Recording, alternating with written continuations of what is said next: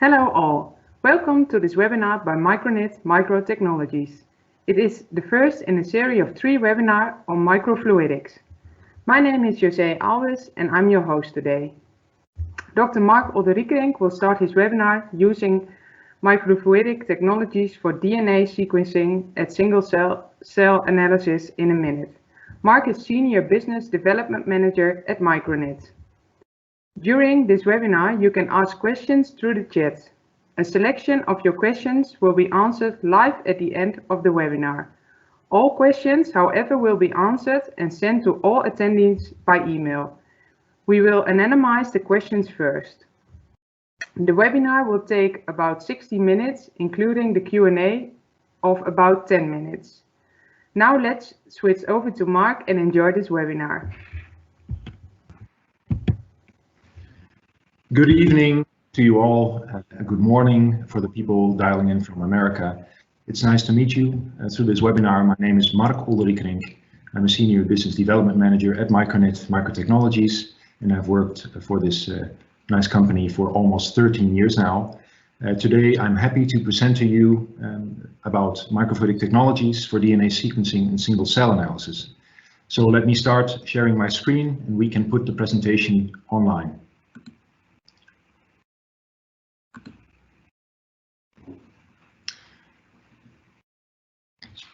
I hope you're all able to see my screen, so let's start with the webinar and with the content of the presentation.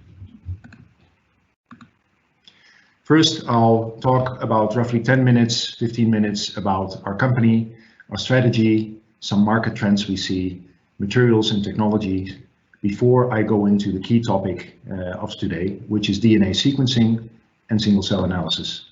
Both key topics will take roughly also about 15 minutes. And I'll end with the Q&A session after about 45-50 minutes to allow you to ask questions. And as José already mentioned, you're also able to ask questions during the webinar that we can answer later. So a bit about our company, about Micronit. Let me start with sharing our vision with you. It's a very straightforward one-liner. At Micronit, we believe in a future where people age healthily. Basically meaning that we want to contribute with our products to the quality of life and help in healthcare and diagnostics applications. And to elaborate a little bit on that, we have an animation movie that I will show in the next slide that explains in a few words how we work with our customers. So please allow me to put on the video.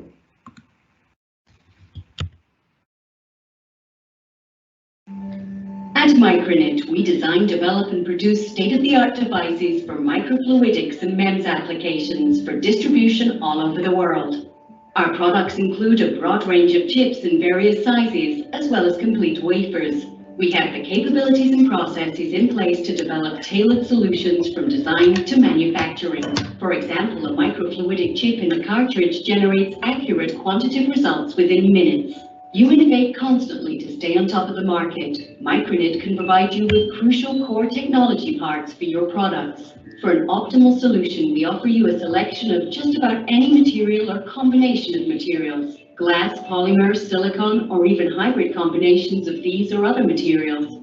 Together with you, our expert engineers devise a solution that meets your needs, taking functionality, scalability, and cost into consideration. Our flexible processes occur in our ISO certified production facilities in the Netherlands and Germany. For example, we can include surface functionalization, such as spotting picoliter amounts of biomolecules. Quality control and assurance measurements, such as statistical process control and traceability procedures, are embedded according to ISO 9001 and ISO 13485 directives. After release, the product is ready for distribution all over the world. You can start working with the device right away upon delivery and obtain reliable test results. At Micronit, we provide innovative lab-on-a-chip and MEMS solutions that help our customers improve your products and research, contributing to the quality of life. From idea to design to large-scale production, at Micronit, we're ready to accept your challenge. Like to know more about Micronit's creative product development and manufacturing capabilities? Visit micronit.com and discover what we can do for you. So I hope this video was a bit self-explaining, but let me go into a few key facts before I continue with the technical contents of this webinar. The company was founded in 1999, so we exist now for 20 years, and we've been serving leading companies in life science, diagnostics and biotechnology ever since. Our company currently counts over 100 highly educated people, divided over 2 locations. Our headquarters here is in Enschede, where we have our clean room facilities and development. And we also had a foundry in Dortmund where we do a lot of our silicon processing. We're also ISO certified, as the movie already mentioned, 9001, and more specifically 13485 for our medical devices. I'm also excited to tell you that Micronit keeps on expanding, and we are planning to merge into one new headquarters here in Enschede, where product development and manufacturing are done under one roof. And we intend to grow to a number more than 200 employees in the next 5 years. And in this way, we'd like to stay ahead and make sure that we're also compliant with the new regulations, MDR, GMP, to be able to serve our medical customers around the globe. Let's look at a few trends that we see in the microfluidics field before I go into the technologies. And these trends basically also drive our strategy towards the future. First of all, we see that more and more of the applications in life science and healthcare are working towards lab workflow automation. Things need to be automized, less manual handling, higher speed, higher throughput. And that's the second trend that is shown here in the slide. High throughput is key to a lot of the testing being done today. And I think the best example is the COVID-19 testing that is done around the globe, which really needs a high throughput and rapid testing going on. Then some other trends. We see a lot focus on single cells, on cell component specific analysis, and that's why we selected that topic for today as well. Also, digital microfluidics is still growing in this field, and it's all, of course, linked together for the applications that are being worked on in the life science field. More looking at in vitro diagnostics, we see a trend towards sample in, answer out, and this also connects to the automated workflow. Less manual handling, just put in a cartridge into a machine or reader, and after a few minutes you want to get your answer. And to be able to achieve that, you need integration of several components, IC technology, for example. So these are just a few trends we see, and as said, we connect them to the markets we try to serve. Here are the 5 markets that we are zooming into with our strategy. Next-gen sequencing, topic of today. Single cell analysis, also a topic of today, so those will be addressed in this webinar. Coupled to that is liquid biopsy, because liquid biopsy is basically a technique used a lot, for example, in oncology, where instead of taking a piece of tissue or a biopt, people are taking some blood, extracting it, sorting the cells that are of interest, and doing analysis on those cells. So we see this as a growing field in the medical applications. Then a huge area is IVD and point of care diagnostics. And because this is a huge and growing market, we have basically addressed a separate webinar for that, which will be held in 2 weeks from now. And then there's cell culturing, for us a very relevant business as well, dealing with organ-on-chip, cell culturing, microchambers, smart cell culturing, resealable flow cells, and these kind of applications. What do we offer in terms of business models? Let's start at the bottom of this slide. Basically, we have been offering to our customers and are still offering prototyping services and research products, which we offer through our website and web store. This is how the company got started 20 years ago. We make simple, straightforward, easy access microfluidic products and interfacing tools to help our customers that are starting with microfluidics. And this is a business model that we still use today. If we look at the second pillar of this company, which is product development, here we really sit together with our customers in a consultative way and try to design concepts and develop a product specific for their needs.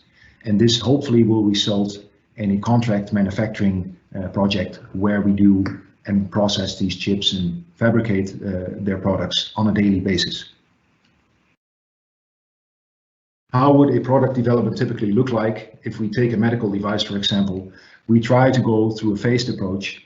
A lot of you probably will recognize this kind of picture, taking it all the way from the beginning to define the product and the project through a feasibility and concept phase, all the way to prototyping and preparation for product transfer.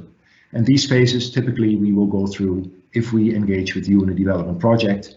Depending on the stage you are in with your product development, we can step in an early phase, or we will start with a prototype later on in the project. Let's zoom into some of the materials and technologies that we use at Micronit. Now, most of you know that Micronit has started as a company working in glass microfluidics, and we still are. It is one of our core businesses today, and it will hopefully be for a number of years to come.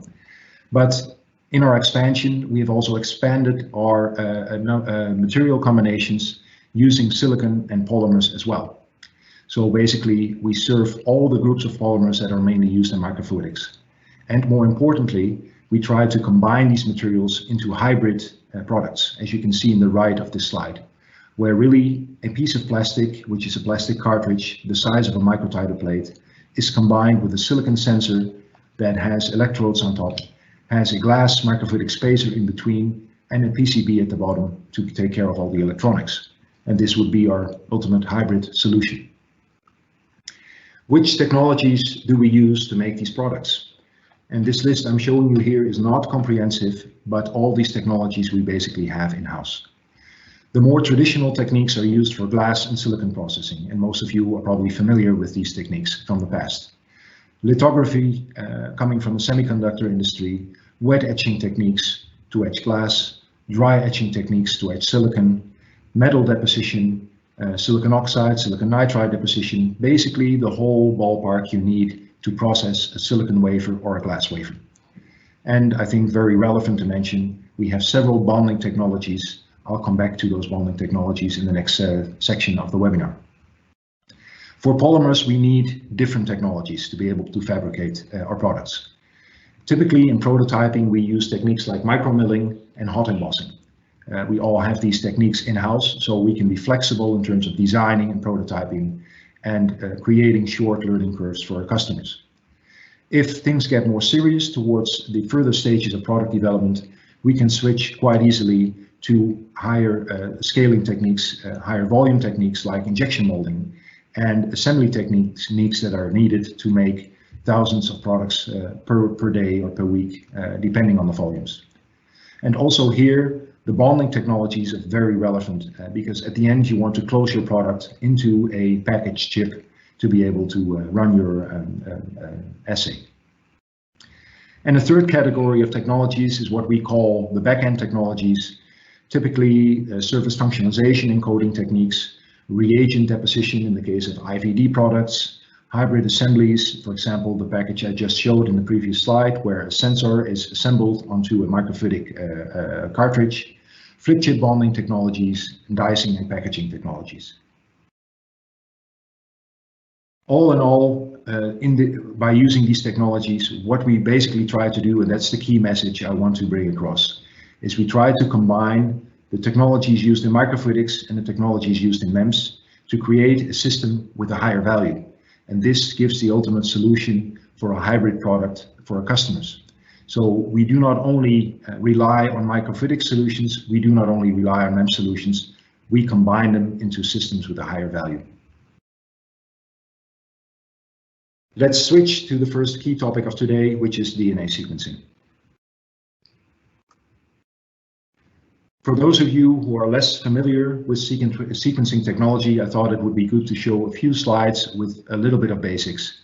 To mention up front, I am not a biologist myself, so maybe I'm saying things not exactly the way the biologist would, but hopefully it is self-explaining and I can help you through this first slides. DNA sequencing is the process of determining the nucleic acid sequence, so the order of the nucleotides in DNA. Basically, the nice thing about DNA or genetic code is that you only have 4 nucleotides you have to look at, which is adenine, guanine, cytosine, and thymine.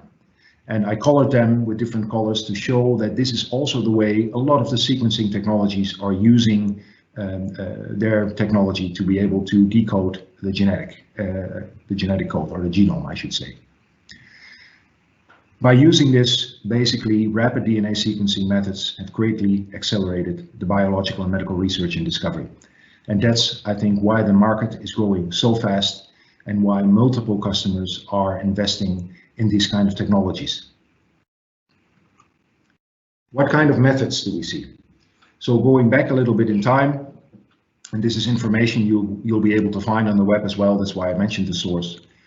It all started in 1977 with the first generation of sequencing methods being Maxim Gilbert sequencing, and more, I think better known, the Sanger sequencing, which was used to do the Human Genome Project.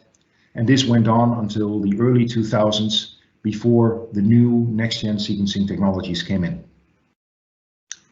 That category of sequencing methods, which we call second-generation methods, better known as next-gen sequencing, is really a wide variety of technologies that have grown from the start of the early 2000s until now and still continuing. And you can see all the big players are using their own technologies in this field, in the field of NGS. Ion semiconductor sequencing, viral sequencing. One of, I think, the biggest ones in the market is sequencing by synthesis, used by Illumina, the market leader in this field of next-gen sequencing.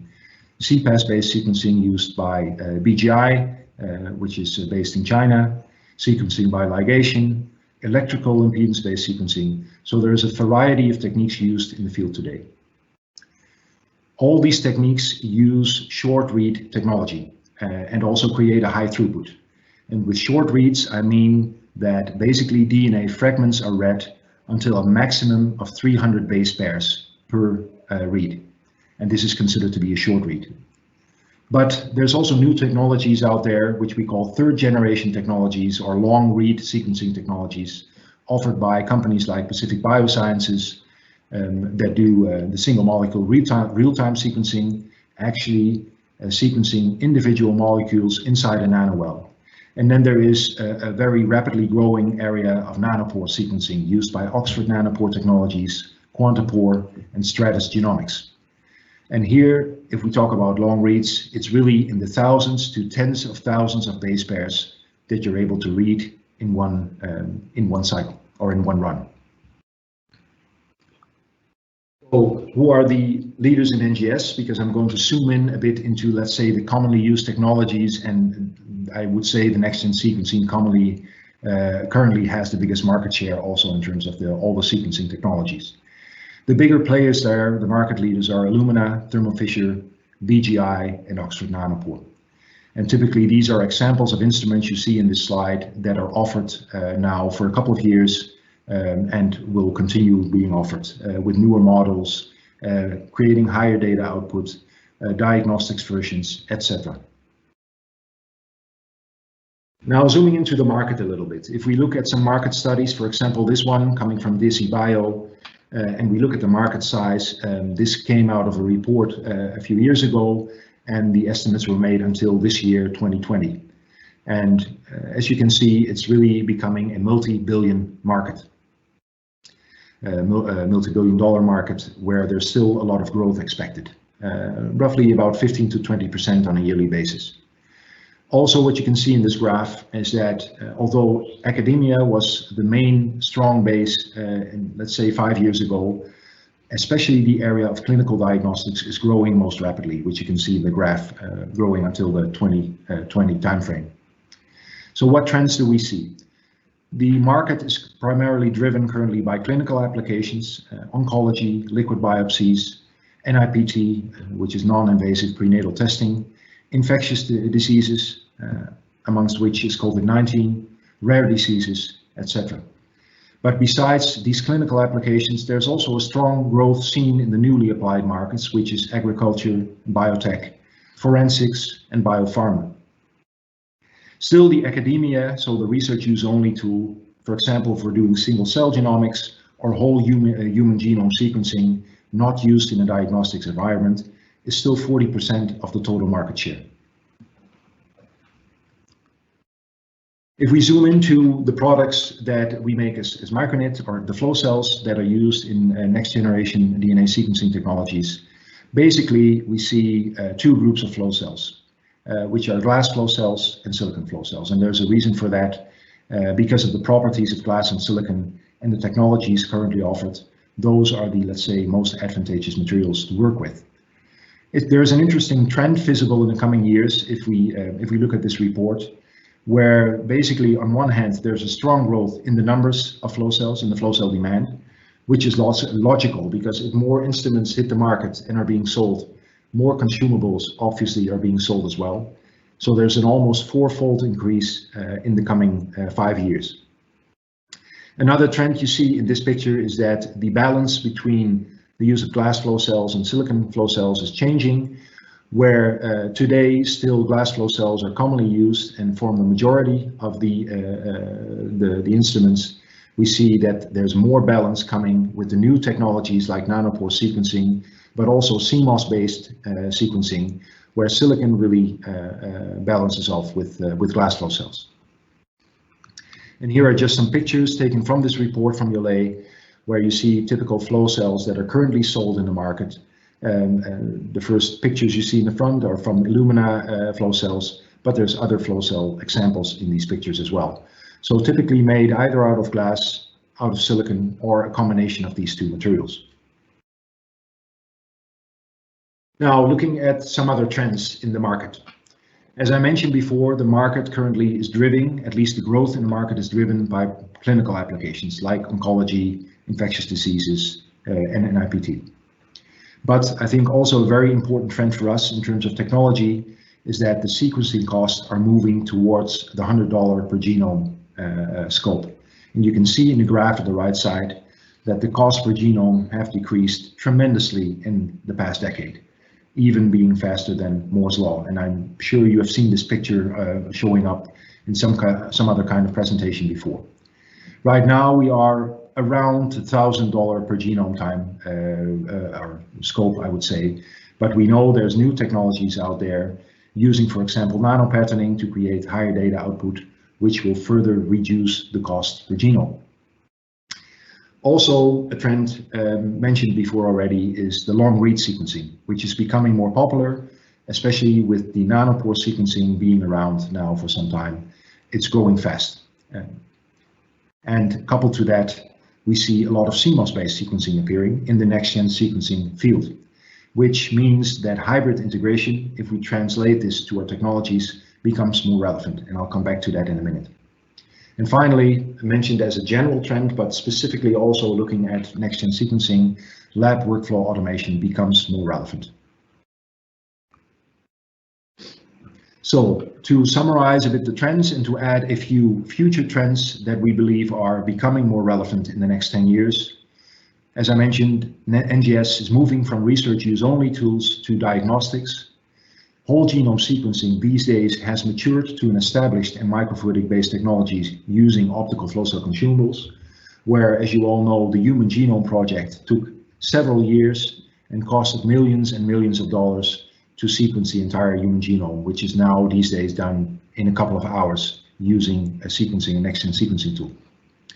So in that respect, you can really say DNA sequencing has become a common surface in many labs around the globe. There's also rapid uptake of the NGS for cancer diagnostics, where oncology obviously is the largest therapeutic area, and the use of NGS in non-invasive prenatal testing. And if we look at the current situation and the coming years, we see a rapid uptake of metagenomics, especially when you look at COVID-19 RNA sequencing, which is now picked up by many of the next-gen sequencing suppliers, offering assays and services to be able to sequence the RNA of COVID-19 and make sure that the virus and the mutations and the spread around the globe is closely monitored. And I think last but certainly not least, we see a future trend appearing, and we already have some requests coming in from customers. They're more looking into the applications of synthetic biology using sequencing and data storage. And I just gave an example between brackets to show the power of this for the future. All the man-made data, which is about 40 zettabytes, at least that's what the numbers I saw on the internet, can be stored currently in 90 grams of DNA. So imagine what will happen if we need more storage, data storage in the future, how powerful DNA technology, synthetic biology can be to accomplish that. Now I added this graph because of the actual situation showing the power of NGS in doing metagenomics and used for genomic epidemiology, in this case of the COVID-19 virus. And you can see if you look at the top right picture, the purple started in December 2019 in China, as we all know, Wuhan, and then started spreading in several strains across the globe. And now you can see the global picture with big circles in Asia, in Europe, and in US as well. And all these strains and mutations have been closely monitored and are still being monitored by using techniques like NGS. So zooming into three technologies, microfluidic technologies that we use for NGS. One is pattern flow cells. I already mentioned in the trends that we see a growing need for higher data output, which means we have to start clustering and patterning our flow cells.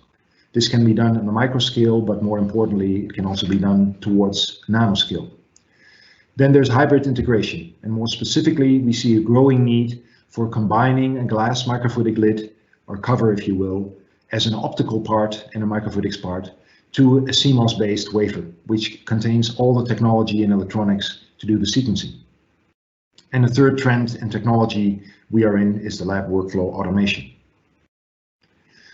Now looking a bit at some ideas on how to pattern cells, here's a cross-section of a cell that we made at Micronit, a flow cell, which can be a non-patterned glass cell, but it could also be a combination of a glass top with a silicon bottom containing micro or nano wells, as you can see in the picture, the optical microscope picture, which obviously in this case are wells in the range of 1 to 2 microns to be able to make them visible with a microscope. But if you could go down to, let's say, 100, 200 nanometer range, you'll have to use techniques like atomic force microscopy to see those wells appearing. So I said this is a growing need, and companies like Illumina, for example, are already commonly using these kind of patterned cells in their consumables and their platforms today. Then hybrid integration, just two pictures to show you how we deal with that. The first picture shows a wafer, and this means we try to do all the processing, even if it's hybrid integration, on a wafer scale to make it scalable and economical. Here you see a CMOS-based wafer, which is basically bonded by using hybrid technology to a glass top. And the CMOS contains all the electronics and the sensing. And if you zoom in to the picture on the right, you can also see pockets at the edges of the individual chips that are opened up by using microfabrication technologies to make sure there is enough space for wire bonding, for example, and to connect these kind of sensors and chips to the outside world.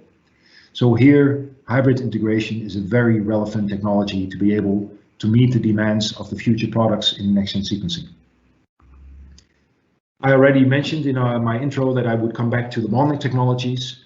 Well, here they are shown in one slide. Basically, there's 5 categories of bonding technologies that we offer, ranging from room temperature, which we call laser-assisted bonding, that is used for example, for biofunctionalized surfaces, all the way up to high temperature bonding or fusion bonding when we directly want to bond glass to glass or glass to silicons.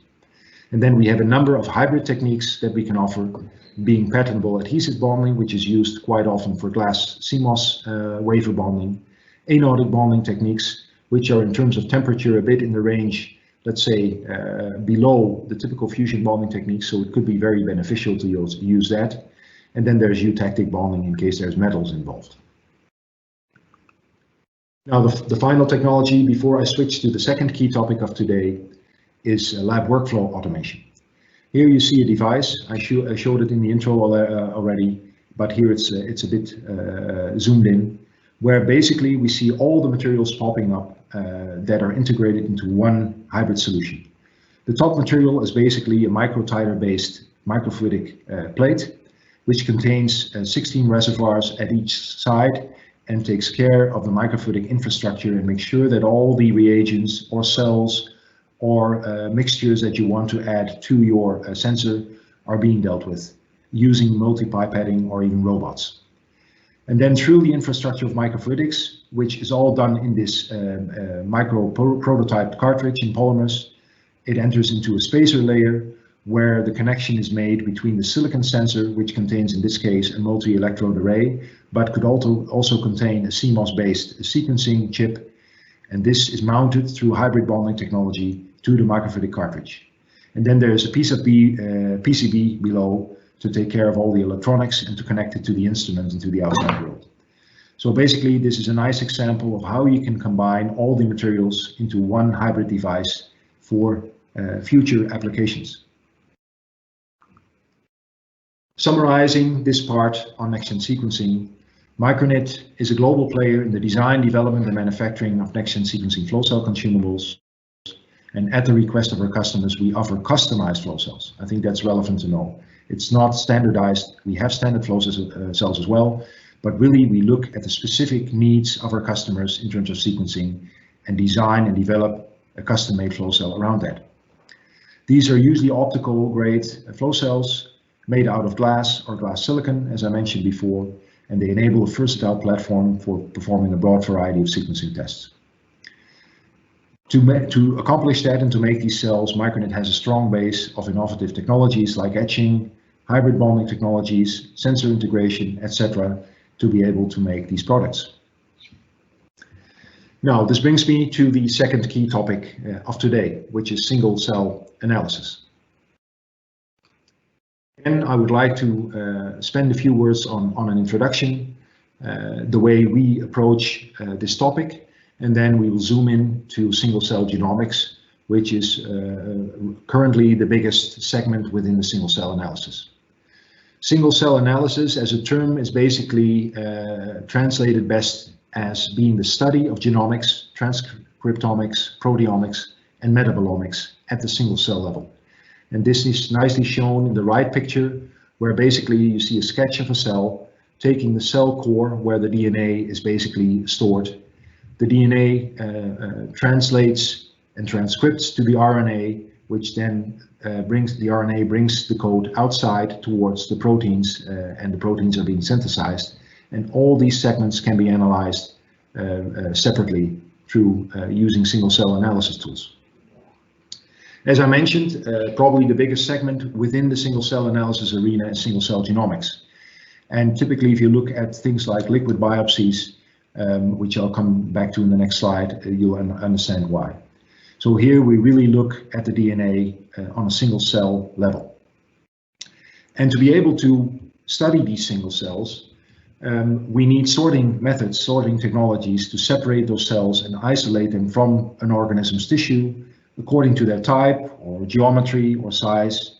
And usually these are, as I mentioned, we rely on differences in morphology, but also surface protein expression, for example. And the resulting populations of cells have very important applications in research and as therapeutics. And that's why this area, I believe, is very rapidly growing and also very much connected to the fields of next-gen sequencing that I just discussed. If you look at the workflow steps for single-cell genomics, basically we can divide them in 3 steps. The first being, let's say, the preparation or the biopsy. And this can be a normal biopsy, like a cell tissue, which is regularly still being done today, for example, in oncology. But it can also be a liquid biopsy, where basically blood is extracted to search for circulating tumor cells, CTCs. The second step, and I'll address that a bit more in detail, is how can you prepare then this sample and how can you isolate the cells of interest? So which cells do you really want to look at and how can I get them out of this biopsy or tissue? For that, you can use technologies like droplet generation and cell sorting. And last but not least, of course, is the analysis itself. Once you have been able to isolate the cells of interest, you want to analyze them very accurately on a single cell level. And as mentioned, you can use techniques like NGS or PCR-based techniques, which are also commonly used in the genomics applications. The right picture, as you can see, shows how you can capture a cell by using droplet technology, where reagents and primers are being brought together with a cell. They flow through a first microfluidic channel, then oil is being entering from the side, which is creating a dispersive water phase or aqueous phase, capturing each individual cell together with its primers and reagents, and being able to do analysis in a single droplet, which contains a single cell. Some platform examples. Again, this list is not comprehensive, but it shows some of the market players out there which offer these kind of platforms to analyze and to isolate cells. Berkeley Lights has a very nice platform to manipulate cells on a singular level. Sphere Fluidics, Fluidigm, Bio-Rad, and there's a number of more companies that I'll show in the next slide that offer these kind of single cell analysis tools. And again, looking a bit into the market, you see that there's multiple players out there, and these days there's still a lot coming in new. For example, 10x Genomics, that is dealing with single cell genomic applications, not mentioned in this slide, but certainly an important player in this field, amongst the others that you see in this list. And all these companies mentioned here are using some kind of microfluidics-based technology to analyze and isolate cells. Looking at the market size, in the past 5 years, similar, I would say, to the NGS market, growth 15 to 20% on average each year, and still growing heavily.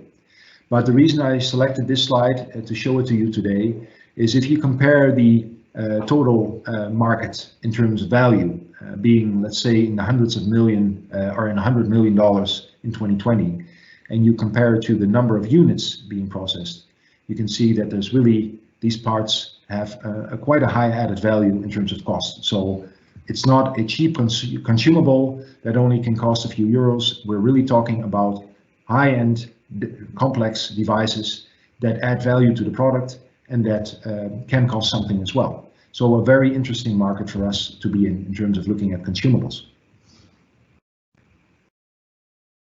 Now, looking a bit at the trends, this slide contains quite some info. I will not mention all of the aspects. I'll just go through it and highlight some keywords. Single cell analysis is a disruptive technology, especially looking in fields like neurology, stem cell biology, oncology. And as I mentioned already, amongst this single cell analysis, single cell genomics is the fastest growing approach, in which genomic technologies are being used to look at DNA and RNA and really look at the single cellular level. Also, what we see is that with the advances in genome editing, high throughput systems and microfluidic technologies have enabled the rapid and parallel analysis of smaller samples that are common with single cells. And single cell analysis markets are rapidly emerging in various industries. The field is growing beyond basic research, basically happening the same as what we saw with NGS. I think single cell analysis is now following that closely, and we're looking into applied fields like molecular diagnostics applications. Now, I'd like to zoom into this workflow, and especially the second step. I already mentioned that we try to combine our microfluidic technologies with the workflow of these applications in the market. And here I'd like to zoom in a little bit into the droplets, and then I'll go into further detail regarding cell sorting. I have one slide about droplet generation. In the top picture, you see a single droplet generator. At the right, you see how the droplets are being created. These are typical, I would say, standard products that we can make in glass, but also in other materials and polymers, and that we offer to our customers. More importantly, we get more and more demands. In the past years, we've seen that trend growing to increase throughput of our droplets. So we designed and developed parallel droplet generators as well, which you can see in the bottom picture. This can go from 4 channels to 8 channels to 16 channels and beyond, depending on the throughput that you need. And you can see in the image in the movie appearing in the top or in the bottom right how this works. Basically, you have individual droplet generators that are all pooling at the end of the chip, creating a higher throughput of droplets. Also important to mention, these droplets can be either with water droplets in a continuous oil phase, or vice versa, oil droplets in a water phase, depending on how you coat your surface. So we can be very flexible with offering these systems either in a stage where you create water droplets, or in a stage where you can create oil droplets, depending on your application, of course. That's all I want to address regarding droplets, because as you know, there will be a Micronit webinar coming up on the June 2nd about droplets, and we will go in much further detail there during that webinar. Then let's look at the sorting technologies that we offer at Micronit, or I should say that we are working with together with our customers and design chips around. The first technology I'd like to address is acoustophoresis, which also known as SAW, surface acoustic waves, is a powerful technology where external acoustic force is applied to a microfluidic channel in order to concentrate cells or to sort cells, if you will. And you can see in the image what is happening, or in the video. In this case, we have a yeast cell concentration where yeast cells are being beamed and focused into the central channel, and thus you can concentrate the cells that you would like to have based on specific needs like size, for example. So this technique is used a lot for cell washing, for example, cell concentration, instead of using filtration techniques. The second technique, which we call microfluidic switching, works in a bit of a different way. As you can see, this is an animation of a microfluidic channel in which cells are lined up individually and pass with a high speed through a laser area. The laser detects whether a cell is of interest or not based on its morphology or based on its chromosomes, or there can be different properties that are analyzed. But the laser can look through the cells individually very rapidly, a bit like flow cytometry techniques. When the cell is selected for sorting, it will interact with an actuator chamber, as you can see in the mid of this video, and the chamber will generate a very slight pulse to push that cell aside towards the wall of the microfluidic channel, and then it's moved out of the way, basically. So the blue cells in this case are being selected, the black cells are just moving to the waste. And the blue cells are actually the cells of interest that we want to select, for example, for doing single cell analysis, or for isolation for cell therapy, for example. The nice thing about this technique is that the cells are not in contact or are not damaged in any way. They're just slightly pushed aside without having any damage to the cell walls. The third technique that is used by some of our customers is called magnetic levitation. It's a technology that has been out there, but it should not be confused with magnetic beads-based technology. Because in this case, there's no beads involved. It's just an external magnet that is closely wrapped around a microfluidic channel, where cells are being, let's say, magnetically levitated, similar to the Japanese bullet trains that are driven by magnetic force, but are not in contact with the actual railways. So it's really the magnetic field that will make the cells levitate at a certain level. And in this way, you can also nicely distinguish, for example, between circulating tumor cells, white blood cells, red blood cells, platelets, etc. So it's a very nice and new technology to sort blood cells. Fourth technology that is used in the market is known as dye electrophoresis, or DEP abbreviated. There you need electrical forces, an alternating current field, which is offered through finger electrodes, as you can see in this image, on top of a microfluidic channel. And here the nice thing is that you can basically manipulate your particles or your cells by applying a specific electrical field at certain times in your protocol. So if you, for example, want to trap cells to be able to wash them, you can apply a specific electrical field which will hit cells of a certain size or charge, and those cells will be trapped on the finger electrodes until they are washed and can be pre-selected into a specific channel. And in this way you can address also cells based on charge and size in a very selective way. Fifth technique is called pinched flow fractionation. I only have this picture. The left picture is basically zooming into a microfluidic channel. What I can say about this technique, it's similar to, I would say, the microfluidic switching technique, where you basically push cells aside towards the channel wall by using an additional flow. And here you basically make use of the laminar flow that is commonly occurring inside microfluidic channels. And by using that force, you basically also push cells towards a wider channel in a different direction. Bigger cells will tend to go to the center area of the channel. Smaller cells will tend to go to the edges, to the wall of the channel. And in this way, you can select the cells further down the channel at the end of the chip. Final technique I'd like to present, and I'll go into a bit further detail there, is called deterministic lateral displacement, better known as DLD, where basically you use microposts, as you can see in this image, which are micro-embossed into a polymer device. And you are also selecting cells or sorting cells based on their size. And this is especially powerful when, for example, you want to sort blood cells. And I'll show that in the next slide. This is an example of a customer project we are working on, a product development of a cartridge that is able to sort red blood cells from white blood cells. In the left image, you see the animation, how this technique works. And I try to explain in the words above how it basically, what it comes down to. This cell processing system is developed by GPB Scientific, and it employs a microfluidic chip technology, which is based on DLD processing, and it gently and uniformly separates the blood cells on the basis of size. And you could compare it to a mechanical coin sorter. I think that's the best comparison you can make. Basically, if you look at the animation, a bigger coin is moved towards the right, the smaller coins are moved towards the left. And the fact that this technology is actually, it's working, I tried to show in the video, the real-time video you see in the center, which was sent to us by our customer after testing their first device.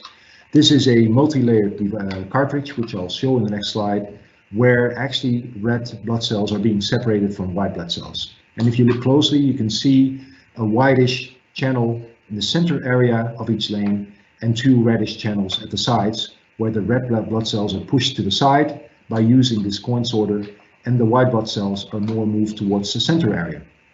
And by using this technology, the accuracy of selecting cells has increased, and basically it can replace centrifugal technologies that are out there today. This is how the cartridge and the instrument look like currently. As I said, it's being developed. And our customer GPB is going to commercialize this and bring it to the market. The device at the left-hand side is a polymer device consisting of multi-layers that contain all these lanes that have the micropost for the cell sorting. And I know we have been talking about microfluidics in this webinar, and usually people tend to compare that with volumes like microliters, or maybe even less than that, nanoliters, picoliter droplets. But here really we are talking about increasing fluidic throughput up to levels of 500 ml per hour, which is basically the size of a blood bag that you want to sort within an hour time frame. So quite a powerful technique if you're able to bring all these layers together. This brings me to my final slide, which is my conclusion. I'd like to conclude by saying that microtechnology is really in our genes. And why should you choose to collaborate with us in case you're interested to start developing your product in these applications?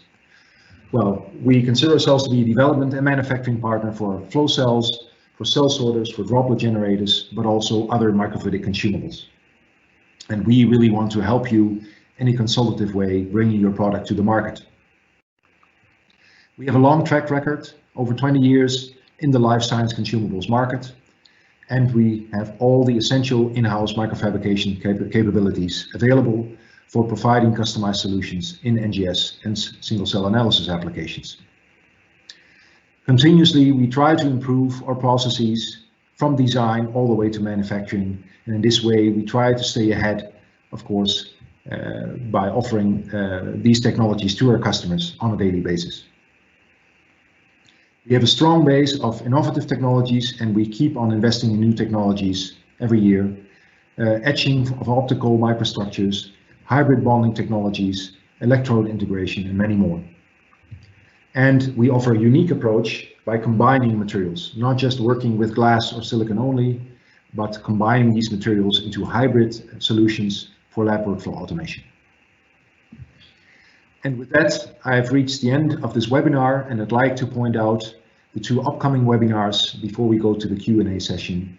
The first one will be on Tuesday, 26th of May, discussing the topic of microfluidic technologies for point-of-care diagnostics, presented by my colleague, Dr. Monica Brivio. And the third and final one of this series will be about droplets, as I promised to you during the webinar, presented by my colleague Eric Linnartz on the 2nd of June. So you're warmly invited to attend those webinars as well and to register. Now I would like to invite you to enter the Q&A session. Maybe you have already put some questions on the Q&A chat. If not, please do so. I'll allow you some time to do that, and I'll switch back the presentation and try to answer most of your questions within the next 10 minutes.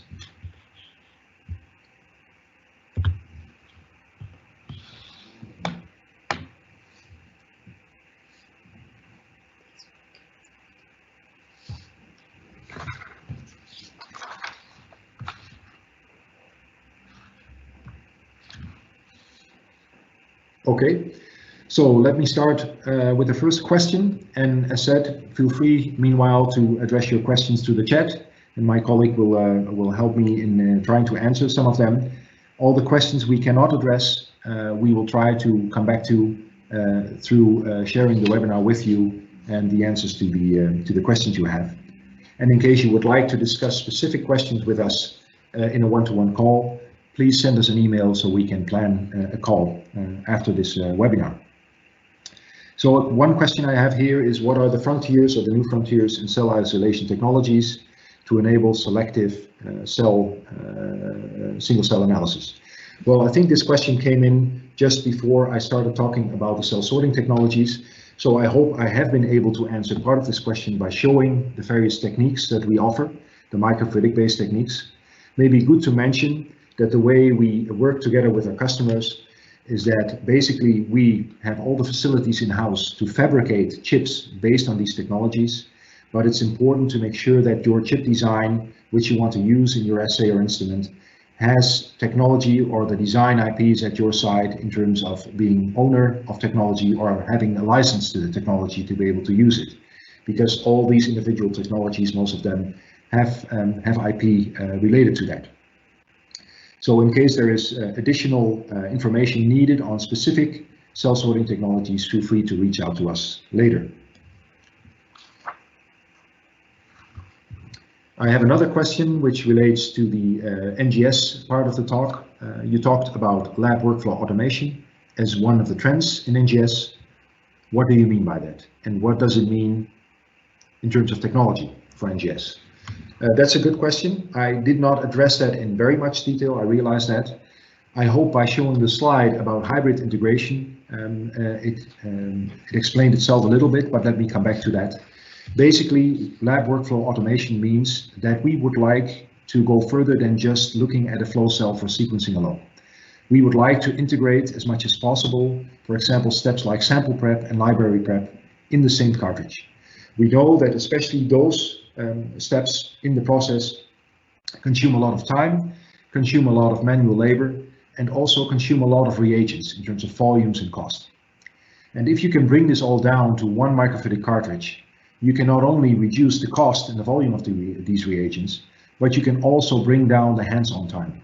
And I think there's already some examples in the market with the newer next-gen sequencing instruments being presented by companies like Illumina and Thermo Fisher that show that the handling of these cartridges becomes more easy and more straightforward. And this is what we refer to as lab workflow automation. And this is really something we want to zoom into with our technologies to offer this to our customers. I hope this answers this question. So let's see if there's some other questions still popping up.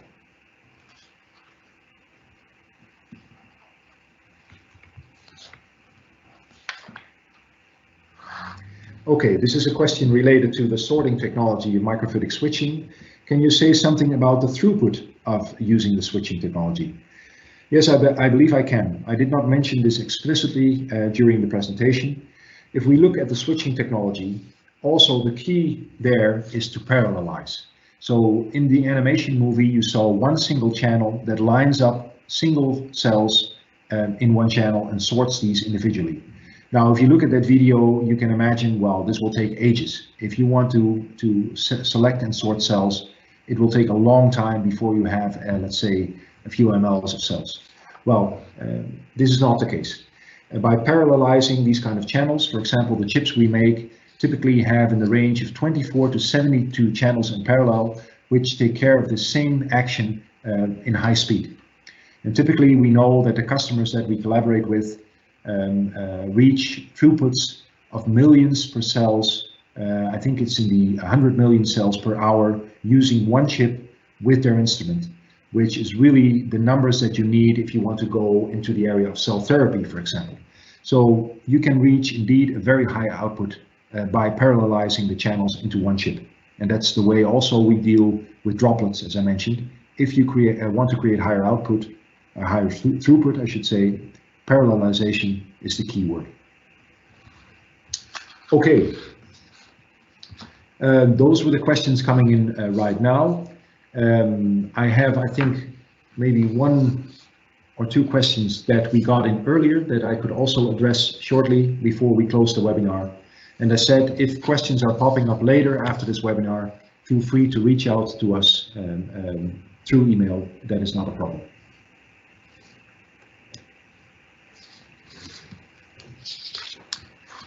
One question that came in earlier was about our bonding technologies. During the bonding process, how do you deal with trapped air, or better known as voids, that might affect your yield? That is a very interesting question, and one that I'm not able to answer in detail. The reason for that is exactly the key of having a good bonding technology. It's all about creating a high yield and about creating a defect-free surface. And the one thing I can say about that is that it's not the bonding itself which is critical. It's really to have a clean and defect-free surface before you start the bonding. Because any defect, any particle, any piece of dust will create a void when you do the bonding process and create a direct bond. So it's really zooming into the process, fine-tuning cleaning procedures, fine-tuning the pre-bonding itself to create a void-free surface. That's what I can say there. Then we have a question that came in earlier as well. Let me see.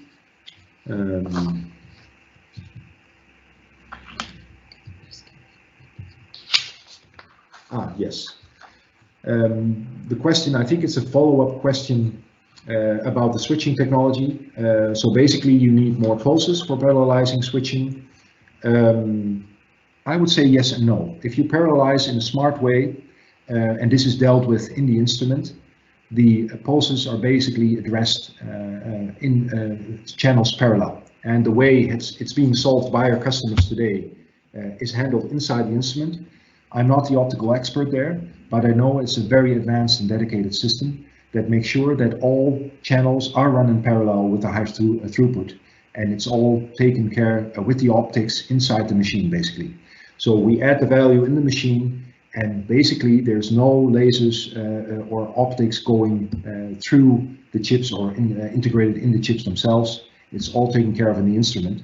And it's hard for me to answer that in more detail, except for the fact that the optics is probably taking care of that simultaneously during the switching. What is your relation to IMEC is another question that came in. Interesting question. We collaborate with IMEC in a number of projects, customer projects, but also research projects. In fact, currently there is a webinar series running, organized by IMEC, in which we are one of the partners collaborating and also presenting a webinar, which will be in the May and June timeframe as well. So if you're interested, please visit the IMEC website and you can see the webinars that are organized there. So yes, we collaborate with IMEC in customer projects as well as in research grants. And especially, I think the added value there is IMEC has a lot of expertise on processing silicon and CMOS-based products. And basically their sensors and detectors can be integrated in our hybrid solutions where we build a hybrid product around it. The example that I've shown in the slide, which contains the microfluidic cartridge with the silicon sensor, is indeed a project we did together with IMEC. That's why I attributed that slide also with their name. And these are the typical products that we developed together. So let me see, maybe one final question before we close.